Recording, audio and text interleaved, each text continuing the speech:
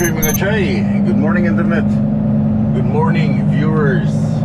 Saturday, August 16. In 200 Third day, meters, turn papuntang right on Virginia. Illinois 161. Third day.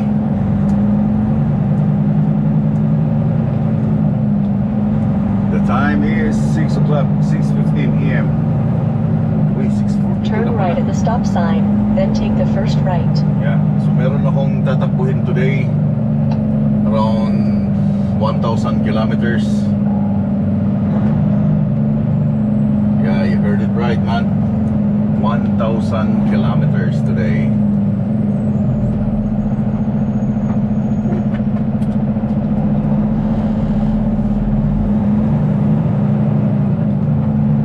Turn right at the traffic light. Okay, dito na sila nakatigil sa gilid.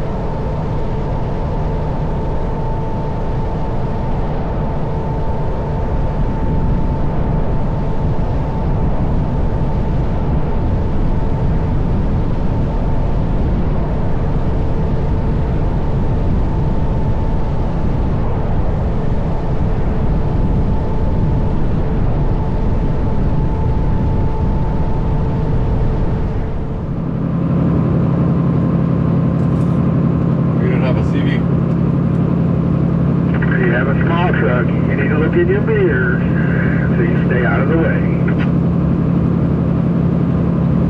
Probably you don't have a CV. Kaya dito sa US, kailangan mo talagang buksan yung radio mo, CB 19, again and again. 19 ay yun ang main channel lahat ng mga truck drivers dito. Okay, dito nagko-communicate, huwag kang mag-change ng channel unless kung meron kang pilot na ayaw mong yung pinag-uusapan ninyo ng pilot ay gusto nyo kayo lang dalawa, hindi siya sa public. So pwede kayo mag-change ng CB channel, mag-ipat kayo 25, 24, huwag kayo sa 19. Ang 19 is general, lahat ng mga driver gumagamit ng 19. So bakit kailangan buksan mo talaga yung CB, no? Kung meron ka, pero kung wala, then problema mo yun kung wala kang CB, no? Kasi example lang ha, nasabugan ka ng gulong sa likod, hindi mo naman mapapansin agad, lalo pag nakasarado yung bintana mo, malakas ang music mo, hindi mo mapapansin na may blown tire ka na sa likod. So yung mga drivers na nakakita sa likod, nakasunod sa'yo, nakikita nila na meron kang blown tire, tatawagan ka na sa CB. So kung wala kang CB, hindi mo napapansin yung mga ginagawa na tumatapat yung driver tapos nagsisinyas yung mga driver na tawag dito, all trucks use left lane, may mga nakasulat dito. Anyway, yeah, tatawagan ka, sisinyasan ka, hindi mo alam na hey, may blown tire ka na sa likod, blah blah blah. Tapos tataka ka, ano yun, anong sinasabi nila? Okay, mas mabuti talaga sarili mong truck, may CB ka, mag-install ka ng CB kasi magagamit mo to lalo na during winter time. Winter is coming, paparating na, magagamit mo tong CB lalo na dito sa Amerika. Okay? Why? Kasi kailangan mong maka-receive ng mga info along the way unahan, ahead of you. Kung may mga nangyayari dyan, meron ng mga nagkumpulan, may banggaan na sa unahan, hindi mo pa alam dahil wala kang CB, wala kang nare-receive ng mga information from other drivers. Sinasabihan na, drivers eastbound, westbound, meron ng mga aksidente, blah blah blah, foggy, wala kang alam, know-how. Okay? Mabibigla ka na lang, takbo ka ng takbo, yung pala nag-collision na sa unahan. So, importante to communicate sa mga ibang driver. Meron yan sila, meron yung iba. Siguro 90% sa mga truck drivers dito sa US gumagamit ng CB. Sa Canada, buksan mo rin sa Canada kasi yung mga white guys, white drivers gumagamit ng CB. Yung mga letter I, no, wala. Meron sila CB pero hindi nila binubuksan. Magagamit mo rin to. Meron din yung, again, meron din yung lag 1, merong PHF. Yan ay communication ng bawat isa. Importante, merong communication talaga. Yung pala, hey driver, yung pintuan mo sa likod bukas. Hey driver, yung mud flap mo natanggal na. Hey driver, diba? Marami kang makukuha info na pinipidback galing dun sa likod. Kaya kung wala kayo, magkano lang itong CB? Around $90, $100 sa truck stop. Then itong mic around, not sure, $50 or $30 itong mic. Yung antenna, kapit ka ng antenna. Kung wala kang antenna, around $120. Meron ka ng antenna na spiral, ikaw na magkabit. Dito na yun with bracket and wire, then ikaw na mag-line. Importante meron, lalo na kung meron kang long range na antenna para sagap mo agad. Huwag mong i-gamitin lang yung stock ng antenna ng yung truck dahil paano yun, yung pupunti lang yung masasagap niya. Mag-install kayo ng spiral. Magkano lang yung spiral? $90. Bracket $12, wires $15. Then ikaw na mag-install. Padaan mo sa lalim, bili ka ng $100 na or $120 na CB, mas maganda, Cobra. Mga $300 meron ka ng CB. Magagamit mo to, lalo pag tracking ka dito sa Canada at Amerika.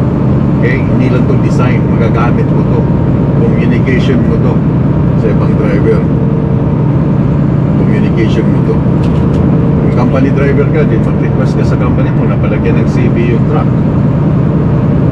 Kailangan mo dahil kailangan mo ng communication during winter time. Kailangan mong kumuha ng mga update galing sa mga ibang driver, lalo pag pumapasok ka ng Amerika. Importante ito siya, napaka-importante guys. Kaya pag nandito ako, hindi ko naman inaw ng lag 1 is not working here. Hindi sila masyadong gumagamit sa Amerika ng PHF, more on CB radio. So kailangan kung may CB ka, yun na yung pinakamagandang kunin mo, magandang klase. Itong tanker na to, ito kanina pa to siya, ito yung niraradyohan kanina nung isang truck. Nakalagay all trucks use left lane dito kasi ito drop off yung shoulder, ginagawa ng kalsada, drop off, nakaganyan ang truck. So lahat ng truck dapat nandito sa left lane, but I don't know yung mga ibang truck, kala ko ba magagaling sa English at hindi, naiintindihan yung mga nakasulat sa highway. So may mga truck na tumatakbo pa rin dito sa tumatakbo pa rin dito sa right lane. Ito kanina siya nandito lang talaga sa right side. Nakakatakot naman overtaken kanina dahil mag-ikot yung kalsada. So nagsasabay kami na ganyan. Nasa unahan siya, nandito ako sa may likod. Hindi ko lang sure kung ano ang driver. Ngayon siguro pag malagpasan ko siya.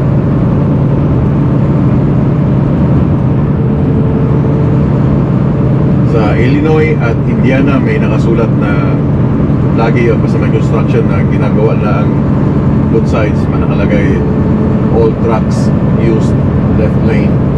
Left lane, dito lang, dito lang. Huwag kang pumasok dito, pang kotse lang yan.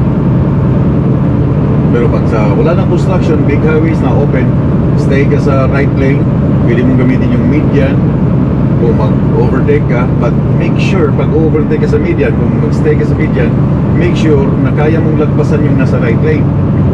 Huwag kang ma-stuck dyan sa gitna ng median, tapos magkakasunod lang kayo halos ng dalawang truck, no? Kailangan lagpasan mo siya. Kung matulin yung truck mo 71, 75, lagpasan mo yung nasa right side, yung slow lane. Kasi dito sa left lane, yan ang pangkotse. May nakasulat minsan In 2.5 sa kilometers, take mga exit states 44 na on the right to I-24 East. trucks use two lanes, median at saka right. Pwede mo siyang gamitin. Like, I think Texas, meron sila nakasulat na use two lanes. You can go on. Thank you, sir. Very good.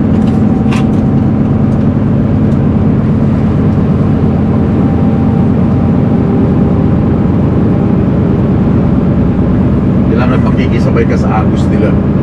Okay? Makikisabay ka sa agos nila. But this one, end of more zone. Pwede ka na lumipat dito sa ano? Sa right side. Come back over here, flat B.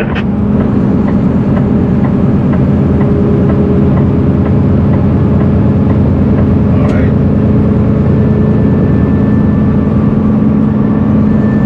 So dito, wala nang construction, pwede ka magstay ng right lane. Open na siya, maganda ng highway. Left lane, first lane, passing lane, pass. Lagpasan mo lahat kung kaya mong lagpasan, then tapos yun ang makuha yung lahat ng overtaken mo, balik ka sa second lane. Take exit 44 on the right to I-24 East. Well, in a few minutes, Nashville 24, keep right. So in a few minutes, papasok ako ng Kentucky. Saglit na itong Kentucky, isang oras lang ako tatawid ng Kentucky. And then pasok ng Tennessee.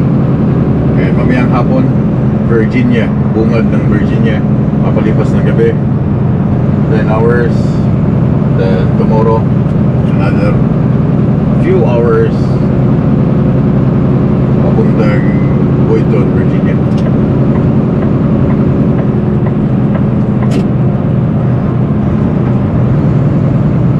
In 400 meters, arrive at coordinates on the left.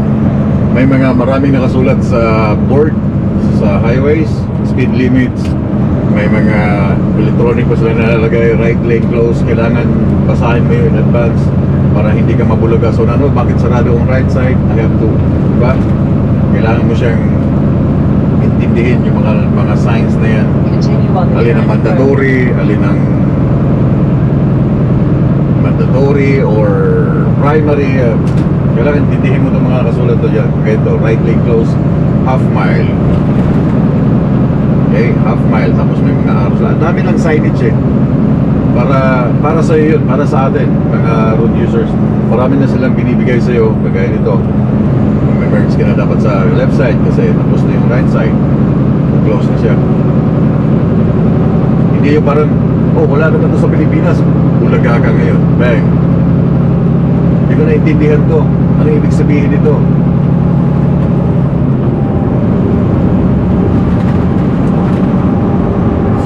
Yan, may mga araw na, oh, di ba?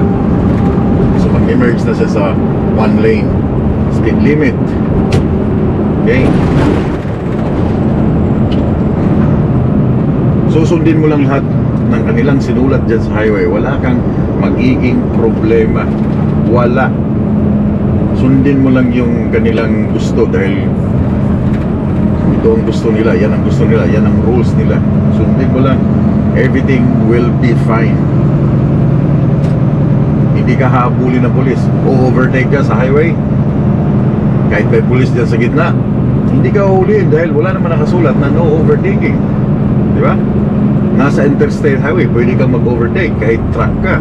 Huwag kang matakot, may pulis sa unahan.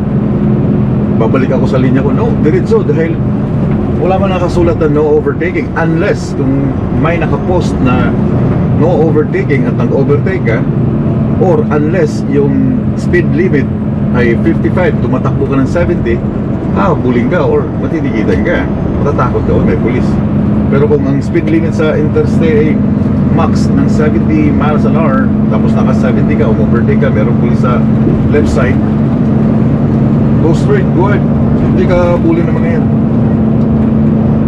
Unless kung meron, laging may unless unless overtake ka, nakita nila na may mga straps ka sa likod na nag-loose, or may mga problema doon sa likod sa yung securement na nag-loose, na nakita nila, kahit no overtaking pa siya, kahit overtaking pa siya 70 miles per hour, dumiritso ka pero may nakitaan ka sa likod ng mga loose yung cargo, buling ka, no?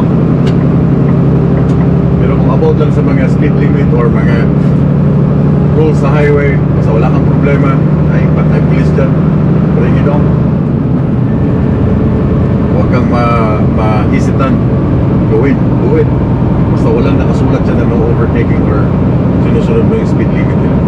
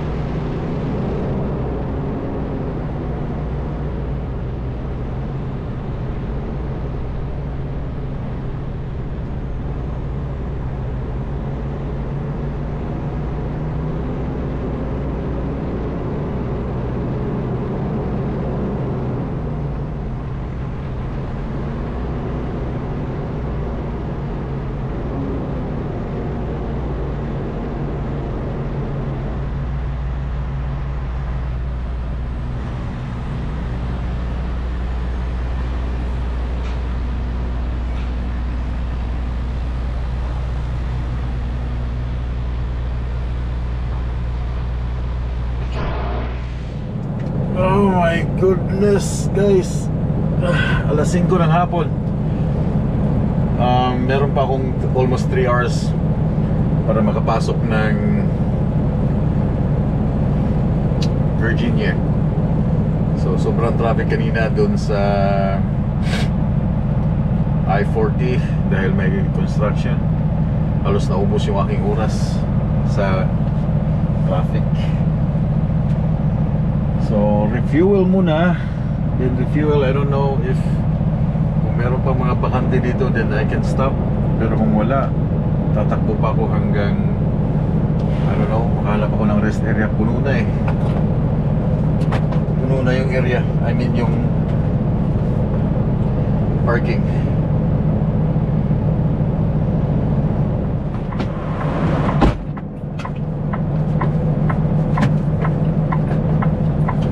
This is the worst love so far na pinasukan ko sa Tennessee. Napakapangit ng setup.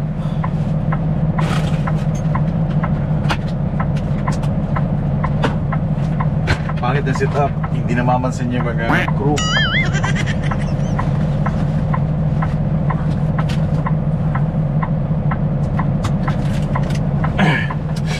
Kasi sa mga typical na mga loves, pagpasok mo pa lang, hello, welcome to Loves. Dito wala. Lahat ay burido ang ulo at mainit. Anyway, kumuha ako ng Chester chicken. Yeah, Chester chicken. Dalawang Thai. Holy smoke. Okay. Dalawang Thai, isang leg. Kakainin ko na habang nagdadrive ako. Dahil kahabol ako ng oras man.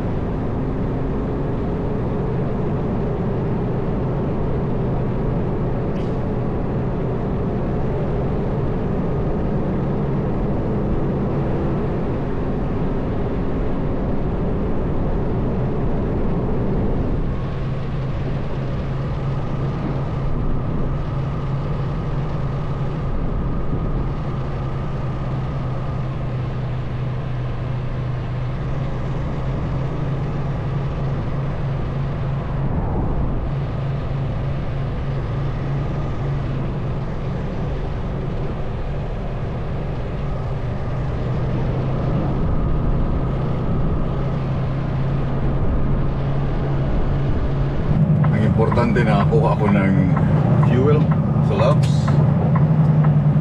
Kahit sa rest area na lang ako matutulong ngayon.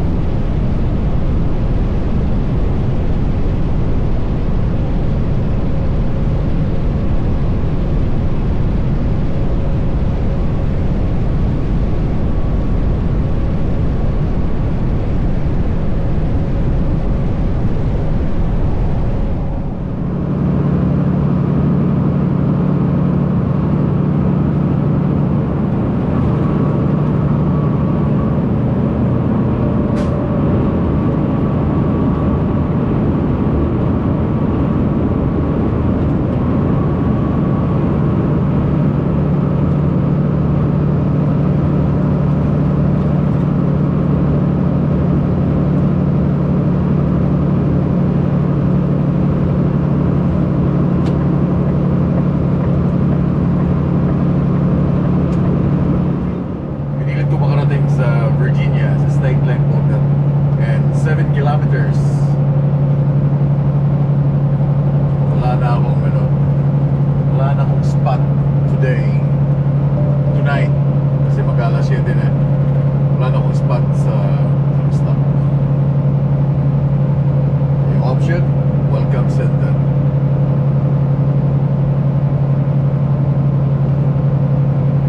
Yeah, welcome center.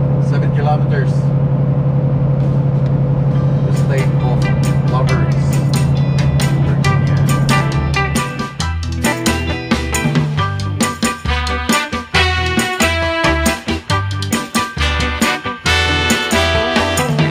Don't call me miss, just throw me a kiss.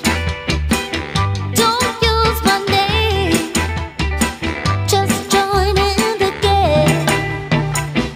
Don't call me up, don't call me down. No, just call me baby. Call me baby. Yeah. Don't write me a letter saying all you care. Don't need no flowers or fancy clothes to wear. Don't hold the door, don't tell me why. No, just call me baby. Call me baby. Yeah. Pasok sana ako sa welcome center ng Virginia. Napakahigpit pa naman nila dito. Yung mga pulis ng Virginia mahigpit. Nakalagay dun sa welcome center, no trucks. Diretso. Wala, bawal daw ang truck dun sa kanilang welcome center. So be it.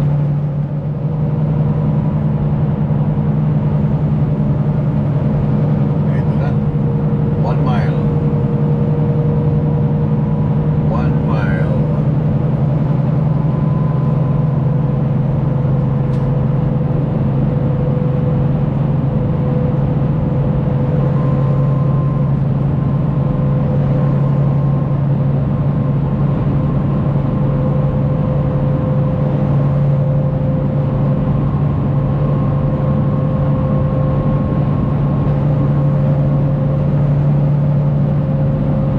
Keep right. There you go. Kita ko na ang truck stop.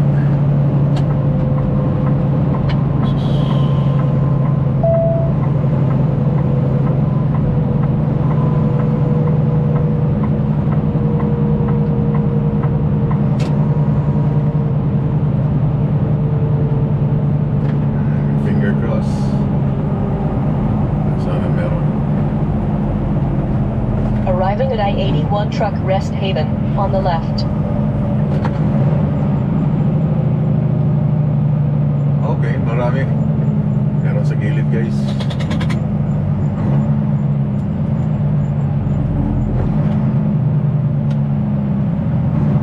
Puno na rin sa gilid eh. Fire lane.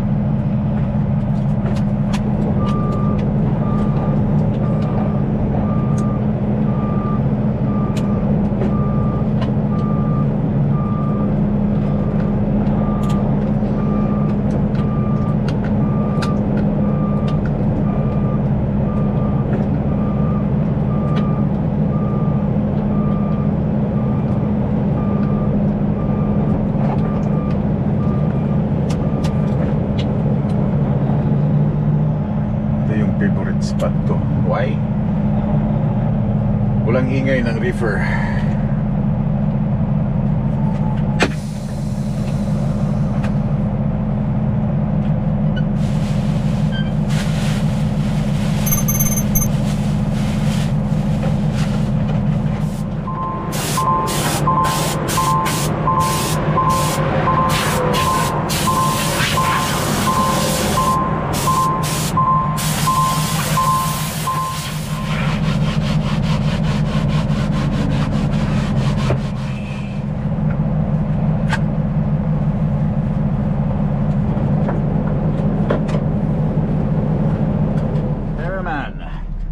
Let's do it. Tatapusin ko tong aking permit ng Virginia. So mag-create ako ng create muna ako ng new trip. Start location. Where am I am now. Okay. So add location. Tingnan nyo ha guys. So ito yung permit ng Virginia. So exit daw ako sa 221 papuntang I-64 Richmond. So 221. So ito yung 221. So paano mo makikita yung 221? Well, ito yun. Kita nyo yan? Exit number 221. So yan ang 221. So kuha ka ng longitude dito. Input mo yung numbers 119656 west, laging west 046651. So ito na yun. Okay, so 3 hours from here, 335 kilometers. Select. So add location na naman. Punta ka na naman ng coordinates. This is my style, para talagang yung sa permit exit talaga yung lagi yung hinahanap, hindi yung straight ng highway. Kasi minsan si Google si GPS maghahanap siya ng fastest way para makuha yung tumbok mo. So dapat exit lagi yung hahanapin.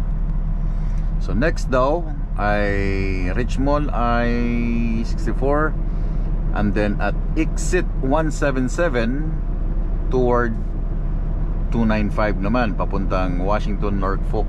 Okay, so nakalagay ay 177. So hanapin ko na naman yung 177.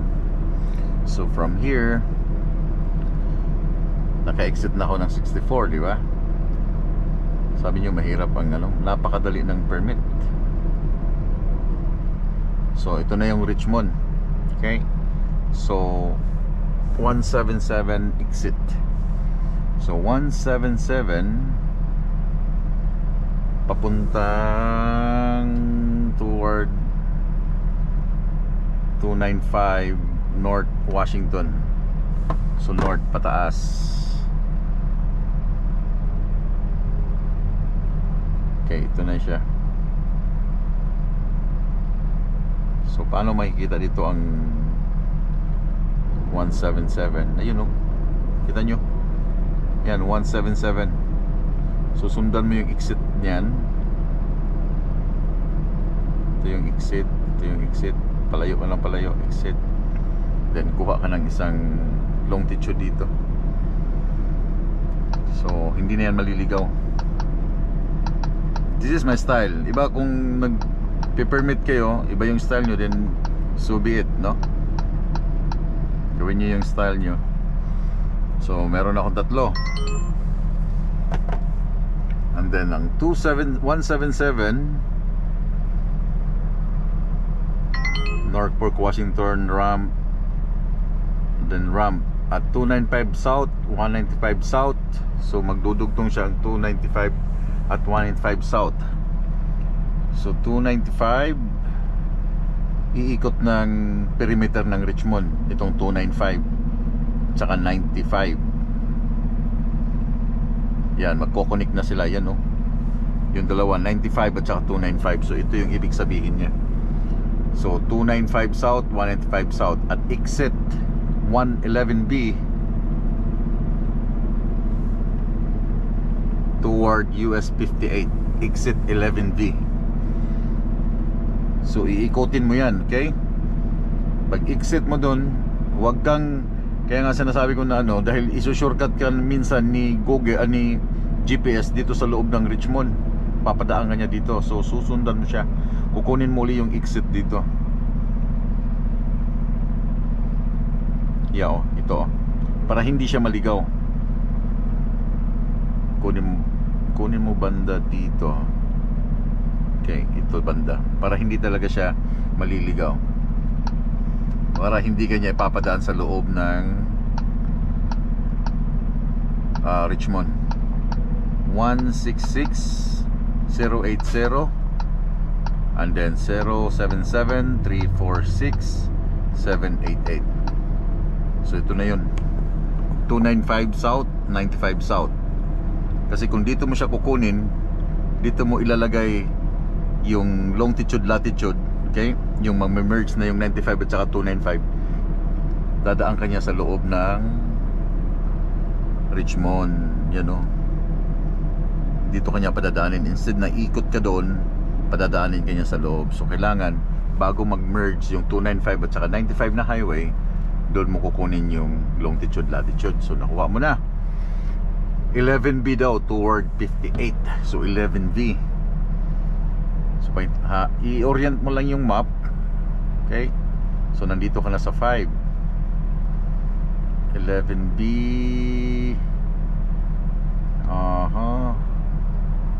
So hanapin natin yung 11B. So this one is 45. 11B.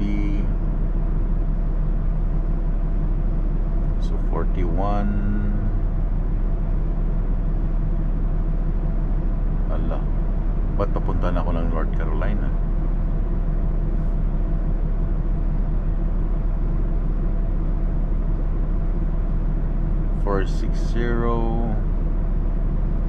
Ito lang yung mano. Okay, ito, this one.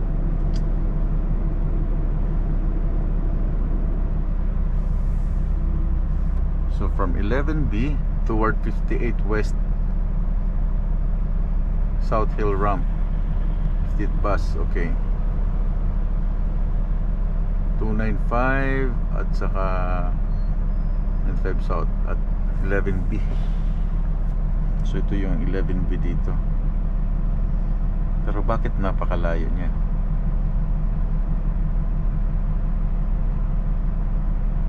Ito yung ano guys, you know? 11B.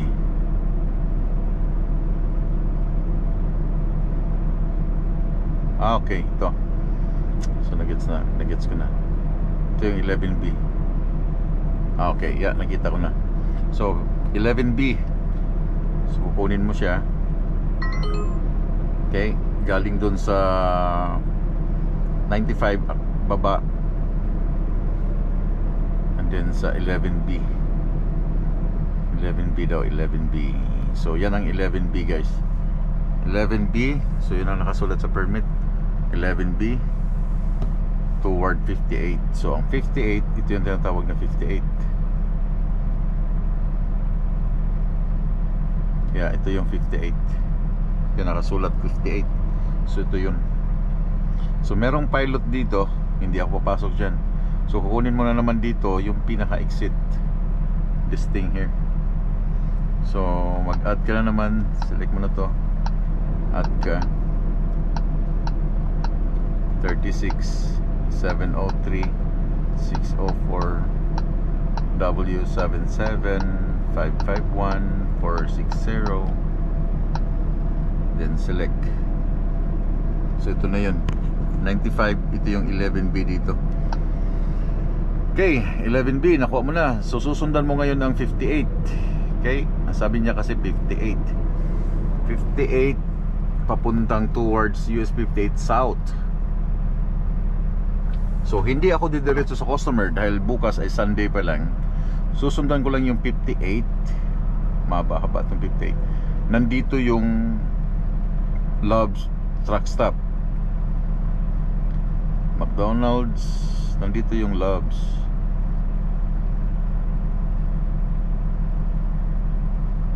Ito Dollar Tree, 58.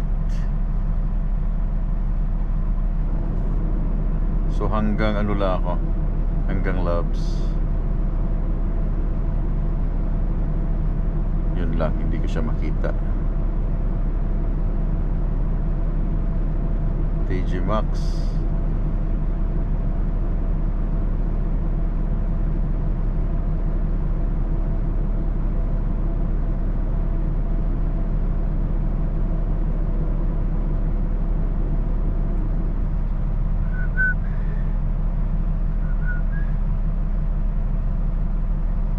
Ala, hindi ko siya makita guys. Ang ano Loves 85 yun eh, 85 exit.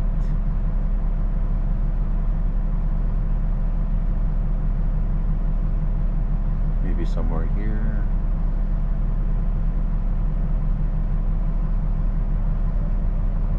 Hirap maghanap, no? So nandito lang yung customer ko. So ang Loves dapat nandito lang siya, along the highway. Loves, search ko na lang. Loves truck stop.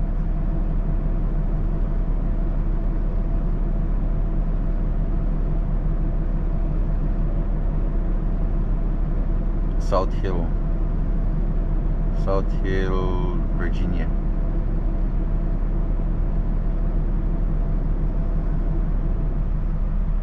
Yun, lumabas.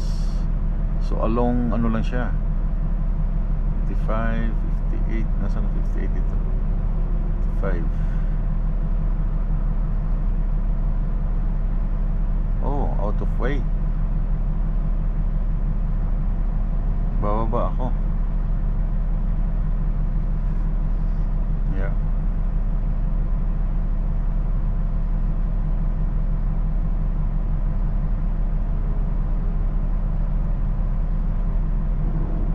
Kasi wala na siyang parking dito eh. Walang truck stop dito.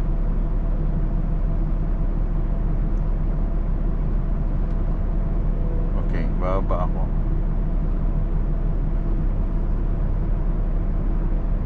Susuong ako sa ilalim.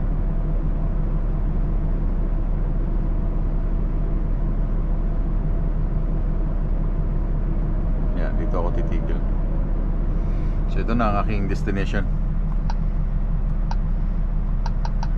So doon sa aking ano, sa last dito sa aking ginawang trip plan, dito na ako sa select destination. Hindi na ako mag-out, add. Diretso na ako sa select, final destination. Kunin ko lang yung kanyang latitude, 748 595. Okay, 078 099 862. So yun o. Okay, nakuha ko na siya. Then babalik ulit ako ng 85. So, double check ko lang, 36 748 595 078 099 862. That's correct. So lahat ay calculating.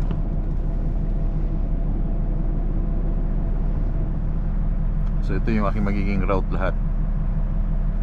Kita nyo? So from state line border, Roanoke, Charlottesville, Richmond.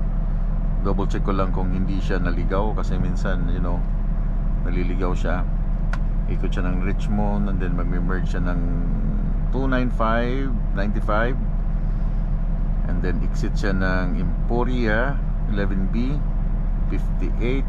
Then baba ulit ako ng 58, baba ako ng ano, napakalapit lang to, 85. Pero babalik din ako ng 85 papuntang 58. So yun aking trip. And then save, next save. So lagyan ko lang siya ng name, 295 Virginia. Doon ako magpapalipas ng gabi dahil Martes pa ang unloading. Today is Saturday pa lang. So lahat ay 6 hours and 27 minutes, 684 kilometers para bukas na biyahe. So start ako mga 2 o'clock, nandun ako sa Loves tomorrow. Go. That's it. And this would be the end of my day 3 Nasa Virginia na ako from Illinois. Kaninang umaga Illinois, then Kentucky, Tennessee, and then dito sa Virginia. Ay. So nasa gilid ako nakapark. Ito yung I-81. Sana walang ahas. Maraming ahas. Umalis na yung nandito. Marami pang spot. Ilan pa yung spot? Oh, ang dami. Luwag na luwag. So kagandahan dito, wala nang tatabi sa'yo, walang atras. So paano? Papalipas na ako ng gabi dito sa Virginia. And I'll see you guys ugma bukas sa aking day 4 hanggang makarating ako sa aking staging area.